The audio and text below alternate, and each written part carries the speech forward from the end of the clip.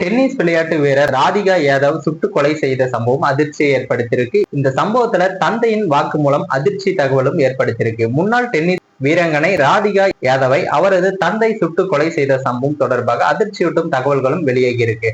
நமது சேனல்ல பாத்தீங்கன்னா தினமும் நடக்கக்கூடிய பல்வேறு விதமான குற்ற சம்பவங்களை குறித்து உடனுக்குடன் செய்திகள் அப்லோடு பண்ணிட்டு வரோம். நீங்களும் இது போன்ற நியூஸை உடனுக்குடன் தெரிஞ்சுக்க மறக்காம நமது சேனலை சப்ஸ்கிரைப் பண்ணுங்க. அப்பதான் நம்மளுடைய வீடியோ உங்களுக்கு உடனுக்குடன் வந்து சேரும். ராதிகா யாதவ் ரத்த வெள்ளத்தில் கிடந்ததாகவும் அவர் சுட்ட போது தாயும் அதே மடியில் இருந்ததாகவும் வீட்டின் கீழ் பகுதியில் வசித்து வரும் உறவினர் குல்தீப் யாதவ் தெரிவிச்சிருக்காரு. ஹரியானா மாநிலம் குருகிராம் நகரில் பெற்றோருடன் வசித்து வந்த முன்னாள் டென்னிஸ் வீராங்கனை ராதிகா யாதவை இவங்களுக்கு பாத்தீங்கன்னா 25 வயதாகுது. அவரது தந்தையே அவரை சுட்டு கொலை செய்த சம்பவம் நாடு முழுவதும் பெரும் அதிர்ச்சியை ஏற்படுத்தியிருக்கு. நான் தான் சுட்டு கொலை செய்ததாகவும் 49 வயதாகவும் தீபக் யாதவ் என்ற நபர் ஒப்புக்கொண்டிருக்காரு. இதையடுத்து அவரை கைதும் செய்யப்பட்டிருக்காங்க.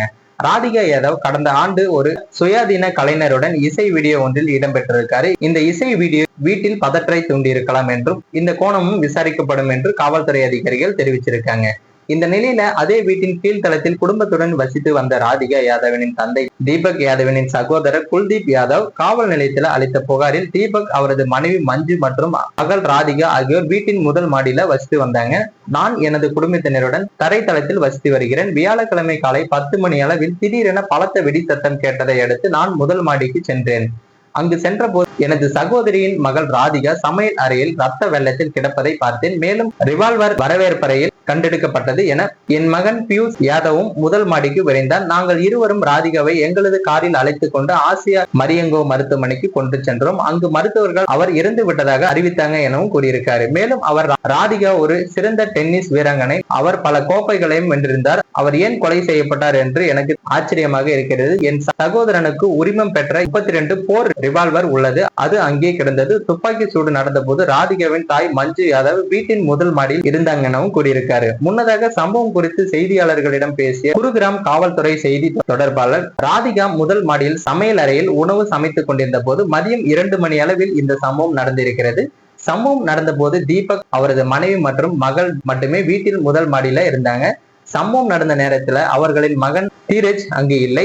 தீபக் குறைந்தும் 5 முறை துப்பாக்கியால சுட்டிருக்காரு. அவற்றில் 3 குண்டுகள் ராதிகாவின் பின்புறத்தில் பாய்ந்திருக்கு. இதையடுத்து அவர் சம்பவ இடத்திலேயே உயிரிழந்தார். அவரது தாயார் தரைத்தளத்தில் இருந்ததாக முன்னர் கூறியிருந்தாங்க. கொலை நடந்த போது ராதிகாவின் தாயார் என்ன செய்து கொண்டிருந்தார் என்பது உட்பட அனைத்து கோணங்களிலும் விசாரித்து வருகிறாங்க என்றும் தெரிவிச்சிருக்காரு. மேலும் பாத்தீங்கன்னா ராதிகாவின் வருமானத்தில் குடும்பம் நடப்பதால் அதை சுட்டிக்காட்டி அடிக்கடி பலரும் தன்னை சிறுமைப்படுத்தியதால் மகளை சுட்டதாக அவரது தந்தை தனது வாக்குமூலத்தில் கூறியிருக்காரு. ராதிகா ஒரு டென்னிஸ் அகாடமியை நடத்தி வருகிறார். அவரது தந்தை அதை விரும்பவில்லை என்பதும் தெரிய வந்திருக்கு. மகளின் வருமானத்தை நம்பி வாழ்வதாக சொந்த ஊர் மக்களால் பலமுறை கேலி செய்யப்பட்டதாக போலீசாரிடம் தீபக் கூறியிருக்காரு. இந்த நிலையில அந்த வாக்குமூலத்தில் அவரை நன்கு அறிந்த அவரது சொந்த ஊரான வஜிராபத்தை சேர்ந்த ஒருவர் மறுத்திருக்காரு. குருகிராமில் தீபக்கு பல சொத்துக்கள் உள்ளது. இவற்றின் மூலம் 15 லட்சம் முதல் 17 லட்சம் வரை அவர் மாத வாடகையில் பெற்று வருகிறார். அவருக்கு ஆடம்பர பண்ணை வீடும் இருக்கு. தீபக் பணக்காரர் என்பது கிராமத்தில் உள்ள அனைவருக்குமே தெரியும். இவ்வளவு பணம் இருக்கும் ஒருவரை கிராமத்தில் யார் கேலி செய்ய போகிறார்கள்? தீபக் தனது மகளை மிகவும் நேசித்தார். மகளுக்கு 2 லட்சம் மதிப்புள்ள டென்னிஸ் ராக்கெட்டுகளை வாங்கி கொடுத்தார். எனவே இந்த கொலைக்கு பின்னால தனிப்பட்ட காரணம் ஏதாவது இருக்கும் என்று அவர் சந்தேகத்தையும் கிளப்பியிருக்காரு. இதனிடையே டென்னிஸ் வீராங்கனை ராதிகா யாதவ் சுட்டுக் கொல்லப்பட்ட சம்பவத்தில் அவரது தந்தையை விசாரிக்க போலீஸ் காவலில் விசாரிக்க நீதிமன்றம் என்று அனுமதியும் வழங்கியிருக்கு. மேலும் விசாரணை முடியல அதிர்ச்சிகரமான தகவல்களும் வெளியாகும் என நம்பப்படுகிறது. மேலும் இது போன்ற வீடியோக்களை உடனுக்குடன் காண மறக்காம நமது சேனலை சப்ஸ்கிரைப் பண்ணுங்க. வீடியோ பிடிச்சிருந்தா மற்றவங்களுக்கும் ஷேர் பண்ணுங்க.